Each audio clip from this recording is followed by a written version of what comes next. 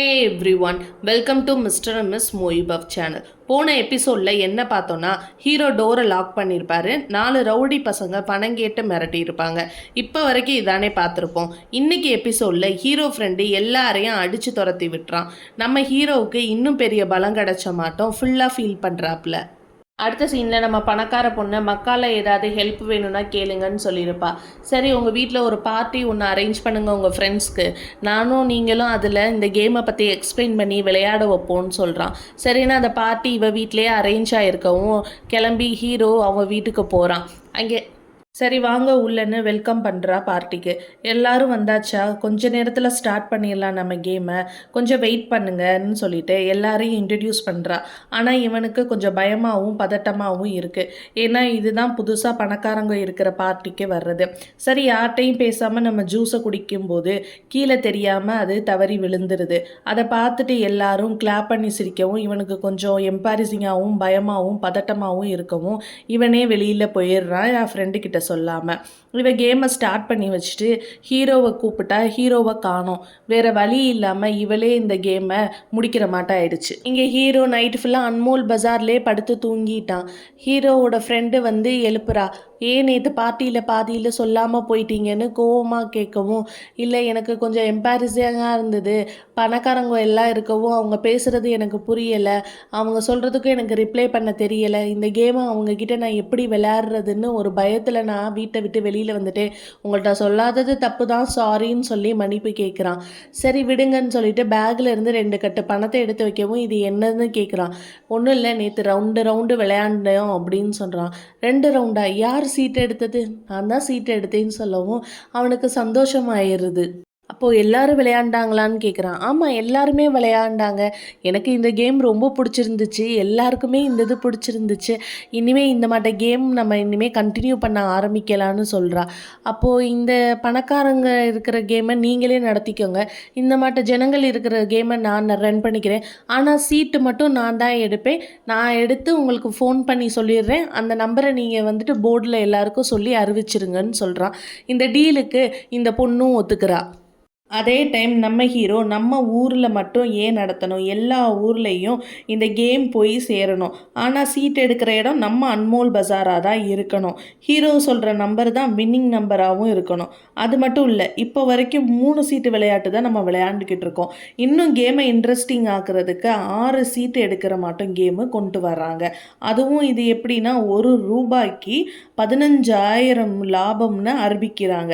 இப்போ பார்த்தா ஒவ்வொரு ஊர்லேயும் அயன் கடை, சலூன் கடை, பூ கடை, இளநீ கடை, தையல் கடை, ஹோட்டல்னு இப்படி எல்லாரும் பெட் கட்ட ஆரம்பிக்கிறாங்க. அதே டைம் பணக்காரங்கள்லாம் பெரிய பெரிய ஹோட்டல் பேலஸ் மாட்டம் இருக்கிற இடத்துல நடத்துகிறாங்க. இப்போ நம்ம நினச்ச மாட்டோமே, நம்ம பெட்டிங் கேம் பெரிய லெவலில் உருமாறிக்கிட்டு இருக்குது.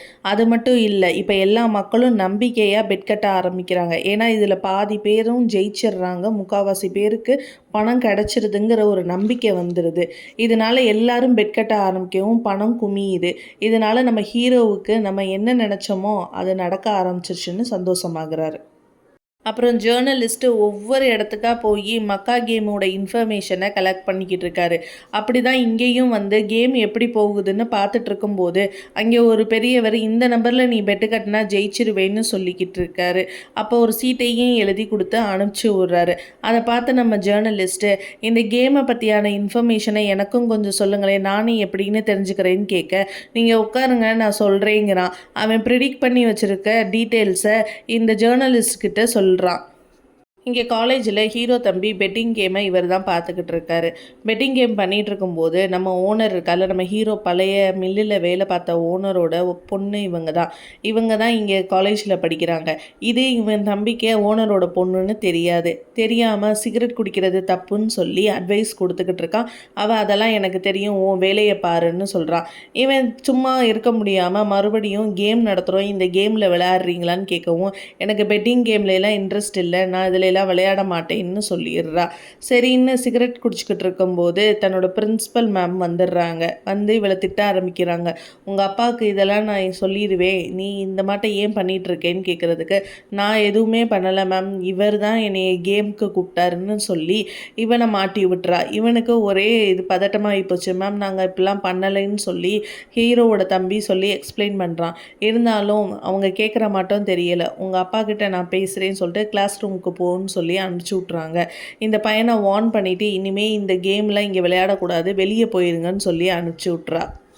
இங்கே மினிஸ்டர் ஜேர்னலிஸ்ட் எல்லாம் ப்ரெஸ் கான்ஃபரன்ஸில் மது விற்கிறது, விபச்சாரம் பண்ணுறது, சூதாடுறது இது எல்லாத்தையும் கொஞ்சம் கொஞ்சமாக நாங்கள் குறைச்சிட்டே வரோம்னு சொல்லிட்டு பேசிகிட்டு இருக்காரு. அப்போ நம்ம ஜேர்னலிஸ்ட்டு இதெல்லாம் குறையலை, அதிகரிச்சுட்டு தான் இருக்குது. இப்போ ரேஸ் கோர்ஸில் எப்படி கேம் ஸ்டார்ட் ஆகிருக்கோ அதே மாட்டம் நம்ம ஊர்லேயும் மக்கான்னு புதுசாக ஒரு கேம் உருவாயிட்டிருக்கு. எல்லாரோட மக்களோட பணமும் உயிரையும் உறிஞ்சிக்கிட்டு இருக்காங்க. ஆனால் கவர்மெண்ட்டு இதெல்லாம் பார்த்துக்கிட்டே தான் இருக்குன்னு கேட்கவும், நீங்கள் இதுக்காக என்ன ஆக்ஷன் எடுக்க போகிறீங்க மினிஸ்டர் பார்த்து கேட்கவும், மினிஸ்டர் இதோட முடிஞ்சிச்ச கான்ஃபரன்ஸ்னு சொல்லிட்டு எந்திரிச்சு போயிடுறாரு. மினிஸ்டர் அந்த ஜேர்னலிஸ்ட்டை பார்க்கணும், கூட்டிகிட்டு வாங்கன்னு சொல்லவும் போலீஸ் போய் அவங்கள கூட்டிகிட்டு வர்றாங்க. போலீஸ்கிட்ட எதுக்கு பார்க்க சொன்னாங்கன்னு கேட்கவும், நீங்கள் கேட்ட கேள்வியும் எல்லாமே அவருக்கு பிடிச்சிருந்துச்சு, அதனால் பார்க்கணும்னு சொல்கிறாரு, வாங்கன்னு கூட்டிகிட்டு போகிறாரு. இப்போ நம்ம மினிஸ்டர் வந்துட்டு, நீ கேட்ட கேள்வி எல்லாம் சரிதான், ஆனால் இதை வந்துட்டு நான் ப்ரெஸ்ஸில் நான் சொல்ல முடியாது, நீங்கள் அந்த கேமை பற்றி என்னென்ன அனாலிசிஸ் பண்ணி வச்சுருக்கீங்கன்னு சொல்லுங்கன்னு கேட்குறாரு. அப்போ நம்ம ஜேர்னலிஸ்ட்டு, இந்த கேமு நம்ம நாட்டுக்கே வரக்கூடாது, இதெல்லாம் நீங்கள் தடை பண்ணியே ஆகணும்னு சொல்கிறாரு. இதை யார் நடத்துகிறா, பெரிய பணக்காரரா, ரவுடியா, யாருன்னு கேட்குறதுக்கு அந்த மாட்ட எந்த ஒரு ஆளும் இல்லை, சாதாரணமான ஆளு தான் சொல்கிறாரு. மினிஸ்டர் எவ்வளவு ஒரு நாளைக்கு சம்பாதிப்பாருன்னு கேட்டால், ஒரு நாளைக்கு எப்படியும் 1 லட்சம் ஏன் பல லட்சம் கூட அவர் சம்பாதிப்பார். இந்த கேமில் அப்படி எல்லாரும் பெட் கட்டிக்கிட்டு இருக்காங்க, இன்ட்ரெஸ்ட் ஆகிட்டு இருக்காங்க, இதை நான் கண்டிப்பாக ஸ்டாப் பண்ணியே ஆகணும்னு மினிஸ்டர் கிட்ட கோரிக்கை வைக்கிறாரு. மினிஸ்டர் சரி நான் இதை பார்த்துக்கிறேன், நீங்கள் போங்கன்னு சொல்லி அந்த ஜேர்னலிஸ்ட்டை அனுப்பிச்சி வச்சிடுறாரு. இங்கே ஹீரோவை பார்க்க வட்டிக்காரனும் வந்திருக்காரு. எனக்கும் ஒரு வாய்ப்பு கொடுங்க இந்த மக்கா கேமை நடத்துறதுக்குன்னு கேட்குறாரு. அதுக்கு நம்ம ஹீரோ, நீங்கள் வட்டிக்காரனாக இருக்கிறதுனால எல்லாரும் பயப்படுவாங்க, இந்த கேமுக்கு யாரும் வரமாட்டாங்க, நான் நேர்மையாக எல்லாரையும் நியாயமாக சம்பாரித்து வச்சுருக்கேன், உங்களை பார்த்தா யாரும் வரமாட்டாங்க, அதனால இந்த கேமை பற்றி மட்டும் பேச வேணான்னு சொல்கிறாரு. இல்லை நீங்கள் கொஞ்சம் யோசிச்சு பாருங்கன்னு சொல்லிட்டு நம்ம வட்டிக்காரன் கிளம்பும் போது இங்கே ஹீரோவோட ஒய்ஃப் அப்பாவும் வந்துடுறாங்க. அதே போல் இங்கே மாமனார் மருமையும் கூட சாப்பிடும்போது, உங்கள் கிராமத்தில் விவசாயம் நஷ்டமாகுது, உரம் வாங்கவும் டிராக்டர் வாங்கவும் பணம் கிடையாது, இருந்த நிலத்தில் பாதியை உங்கள் கல்யாணத்துக்காக விற்றுட்டேன், இப்போ பணம் எதுவும் இல்லை, உங்ககிட்டையும் ஒவ்வொரு தடவையும் பணம் வேணும்னு கேட்க முடியலை, எல்லாரும் கிராமத்தில் நீங்கள் ஏன் இந்த மக்கா பிஸ்னஸை பண்ணக்கூடாதுன்னு கேட்குறாங்க, பேசாமல் எனக்கு கொடுத்துருங்க மாப்பிள்ளைன்னு கேட்க கோபத்தில் நம்ம ஹீரோ எந்திரிச்சிறாரு. ஒய்ஃபை தான் அப்பா கேட்குறாருல அவருக்கே கொடுத்துருங்கன்னு சொல்ல, போகிற வர்றவனுக்கெல்லாம் நீங்கள் கொடுக்குறீங்க, எங்கள் அப்பாவுக்கு கொடுக்க உங்களுக்கு என்னன்னு சொல்கிறா நம்ம ஹீரோவோட ஒய்ஃபு. அதுக்கு நம்ம ஹீரோ, ஓ அப்பா நியாயமானவர் கிடையாது, கொஞ்சம் கொஞ்சமாக மக்கள்கிட்ட நம்பிக்கையை சம்பாரித்து வச்சுருக்கேன், ஆனால் உங்கள் அப்பா அதெல்லாம் ஒரே நாளில் கெடுத்துருவார்னு கோவமாக சொல்லிட்டு போயிடுறான். இங்கே அடுத்த நாள் காலையில் ஹீரோ தம்பி பெட்டிங் கேமுக்கு இன்வெஸ்ட் பண்ணவங்களோட லிஸ்ட்டை செக் பண்ணும்போது ஓனரோட பொண்ணு, சாரிங்க பிரின்ஸிபல் கிட்ட போய் சொல்லி உங்களை மாட்டி விட்டேன்னு சொல்கிறா. இங்கே இவனும் சரி விடுங்க பார்த்துக்கலான்னு சொல்கிறான். சரி வாங்கலேன் டீ சாப்பிடலான்னு கூப்பிடுறா. இங்கேயே இவ லவ் பண்ணுறது இவனுக்கு தெரிஞ்சிருச்சு. இங்கே அன்மோல் பஜாருக்கு ஒரு ஆள் வரான். சாருன்னு ஹீரோ ஃப்ரெண்டை பார்த்து கூப்பிடவும் ஹீரோ தம்பி, யார் இவனா சாருன்னு நக்கலாக பேசுகிறான். ஹீரோ ஃப்ரெண்டு, யாருங்க நீங்கள், என்ன விவரம்னு கேட்கவும், நான் ஒரு மரக்கடையும் பான் கடையும் வச்சுருக்கேன், இப்போ மக்கா பிஸ்னஸ் பண்ணணும்னு நினைக்கிறேன், பண்ணுறதுக்கு என்னென்னலாம் வேணும்னு சொல்லி கேட்குறாரு. அதுக்கு நீங்கள் 2 விஷயம் பண்ணால் போதும், ஒன்று டெலிஃபோன் கனெக்ஷன் இருக்கணும், உங்கள் கடையில் இருக்கான்னு கேட்குறாரு. கிடையாது, ஆனால் நான் கனெக்ஷன் கொடுத்துட்றேன்னு சொல்கிறாரு. சரி 2வது விஷயம் என்னன்னு கேட்குறாரு. நேர்மையாக இருக்கணும், இந்த தொழிலில் நேர்மை தான் முக்கியம், ஆனால் ஒரு சிலருக்கு அந்த நேர்மையே கிடையாதுன்னு ஹீரோவோட தம்பி முன்னாடி அந்த நோட்டை தூக்கி போட்டுட்டு, இந்த கணக்குக்கான விவரம் என்னன்னு சொல்லுங்கிறாரு. பில்லு இருக்கான்னு தம்பி கேட்குறாரு. பில்லெல்லாம் கிடையாது, இதுக்கான விவரம் என்கிட்ட சொல்லணும், இல்லைன்னா உங்கள் அண்ணன்கிட்ட சொல்லிடுவேன்னு சொல்கிறாரு. இப்போவே தம்பிக்கு மூஞ்சியில் அப்படியே சுருங்கி போயிடுச்சு. அப்புறம் ஒய்ஃப் உட்காந்து படிச்சுட்டு இருக்கும்போது ஏதோ சத்தம் கேட்குதுன்னு வீட்டுக்கு வெளியில் வந்து பார்க்குறா. அங்கே பார்த்தா 2 பேர் சண்டை போட்டுக்கிட்டு இருக்காங்க.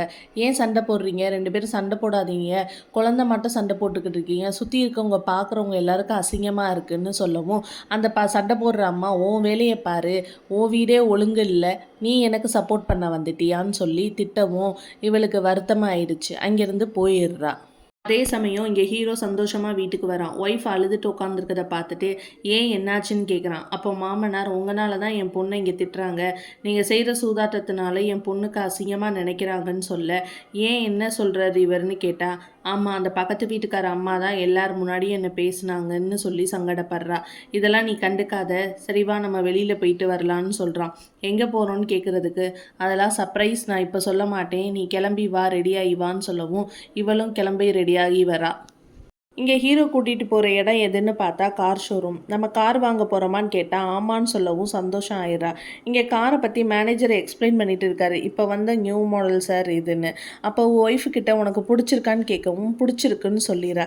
அப்போ நான் இந்த காரையே எடுத்துக்கிறேன்னு சொல்கிறேன். இல்லை சார், இதோட வெயிட்டிங் பீரியட் 6 மந்த்து, உங்களுக்கு டெலிவரி 6 மந்த்து ஆகும்னு சொல்லவும், எனக்கு இந்த கார் தான் வேணும், எனக்கு இதை கொடுத்துருங்கன்னு சொல்கிறான். இல்லை சார், இது வந்துட்டு ஷோரூம் பீஸ் மாடலு, இது டிஸ்பிளே பர்பஸ்க்கு மட்டும்தான் நாங்கள் வச்சுருக்கோம் சொல்லவும், எக்ஸ்ட்ரா பேமெண்ட் கொடுத்துட்றேன், எனக்கு இந்த காரே புக் பண்ணிடுங்கன்னு இந்த காரை புக் பண்ணிடுறான். ஃபுல் பேமெண்ட்டும் அதுக்கான கேஷ் ஃபுல்லாவையும் செட்டில் பண்ணிடுறான். என் ஒய்ஃபுக்கு ரொம்ப சந்தோஷமாயிடுது கார் வாங்கவும். அந்த கார்லேயே ஸ்ட்ரெயிட்டாக ரேஸ் கோர்ஸ் போகிறாங்க. அங்கேருந்து விஐபி என்ட்ரி பாஸ் வாங்கிட்டு விஐபி பிளேஸ்க்கு போகும்போது நம்ம ஓனர் வந்துடுறாரு. என்னப்பா உன் மக்கா பிஸ்னஸ்லாம் எப்படி போகுதுன்னு கேட்குறதுக்கு, உங்கள் ஆசீர்வாதத்தில் இன்னும் நாங்கள் தெருவுக்கு வரலைன்னு நம்ம ஹீரோ நக்கலாக பேசுகிறாரு. அங்கே இருக்க எல்லாரும் உங்கள் கேம் எல்லாம் நாங்கள் விளையாடுவோன்னு சொல்லி இன்ட்ரடியூஸ் ஆகுறாங்க. அப்போ நம்ம ஹீரோ இங்கே இருக்கிறவங்க எல்லாருக்கும் ஹாஸ்பிட்டல், ஹோட்டல், காலேஜ் இப்படின்னு நிறையா இருக்குது. ஆனால் அவங்க கௌரவம் சூதாட்டம் தான். இவங்க யாரும் இந்த உலகத்தை பற்றி பேச மாட்டாங்க. இவங்களை யாரும் இந்த உலகம் வந்துட்டு இப்படி தான் இருக்கீங்கன்னு சொல்ல மாட்டாங்க. ஆனால் நம்ம மாதிரியான மிடில் கிளாஸு கொஞ்சம் மேலே ஏறி வந்துட்டா போதும், பொறாமையில் எல்லாம் பேசுவாங்க கீழே தள்ளி விடுறதுக்கு. அதெல்லாம் கண்டுக்காமல் நம்ம முன்னேறி வரணும்னு சொல்கிறான். அப்புறம் அவன் பெட் கட்டிட்டு குதிரை நம்பர் 3ன்னு சொல்லி கேம் ஸ்டார்ட் ஆகுது. இந்த குதிரையும் ஜெயிச்சிருது. இவளுக்கு ரொம்ப சந்தோஷம் ஆயிடுது. அங்கேருந்து ஸ்ட்ரெயிட்டாக வீட்டுக்கு ஒய்ஃபு கெத்தாக கார்லேருந்து இறங்குறத பார்த்துட்டு, யாரெல்லாம் தப்பாக பேசுனாங்களோ அவங்களாம் வாயடைச்சு போய் நின்று பார்க்குறத பார்த்துட்டு சந்தோஷம் ஆகுறா. ஊருக்கு மாமனாரை வழி அனுப்புறதுக்காக ஹீரோவும் பொண்ணும் பஸ் ஸ்டாண்டு வந்திருக்காங்க. அப்போ மாமனார், நான் மக்கா பிஸ்னஸ் பண்ணணும்னு கேட்டதுக்கு முடியாதுன்னு சொல்லிட்டீங்க, பரவாயில்ல, பஸ்ஸுக்கு போக பணம் வேணும்னு கேட்குறாரு.